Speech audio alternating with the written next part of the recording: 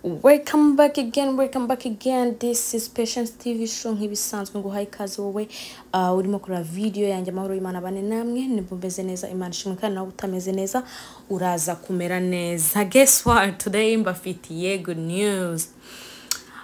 Since wenda nimba mugitangira video mwabonye ahantu twatambutse ari ibintu biri hanze, ndagira mbabwire noneho rero ibyo bintu biri hanze umuntu wese wishakaraza kitorera kijyana murebye nibyo bindi duciyeho.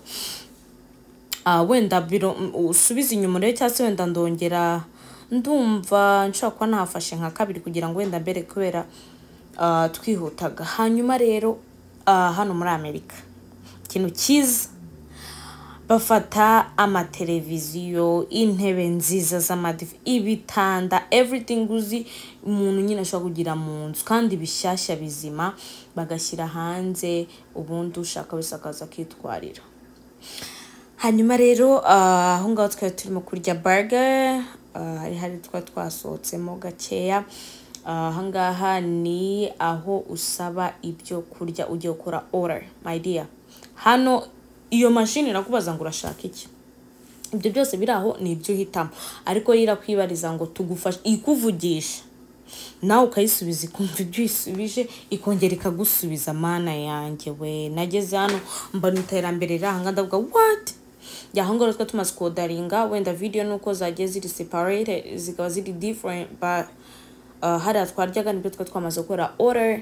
Aho ngaho rero twahise twongera turasohoka turataha.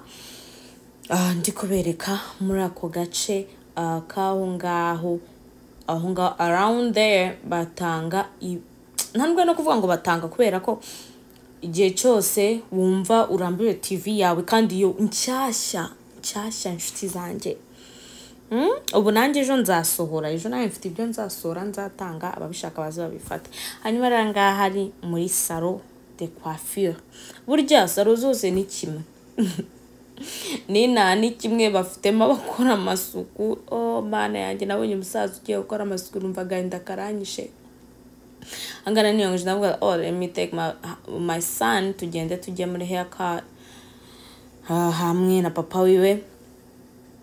Ubwo noneho rero turangije turagiye ngira ngo ndebe izo salon, numvaga nshaka ndi interesting kureba sarozina uburyo zikora, ariko mpageze nsanga ni kimwe kogosha n'ibimwe nyine uko natwe muzi wacu babimeze.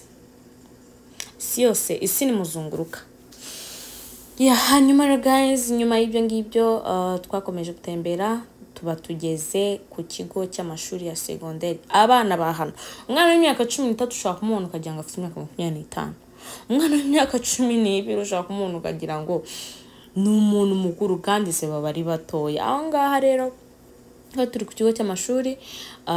Imodoka za hano akantu nakuyemo imodoka za hano z'abanyeshuri, iyo harimo abanyeshuri igaparika mwese mutegetswe guhagarara, mwese atavuyemo n'umwe murahagarara mwese. Dore bari n'abanyeshuri barimo kuva mu bigo my dear. Abana ba hano uburyo biga bameze bapfa kuba bari muri high school, nta bintu by'amanifomo bo bagira, bagenda bambaye uko bashaka, bakambara ubusa, anything they want barambara.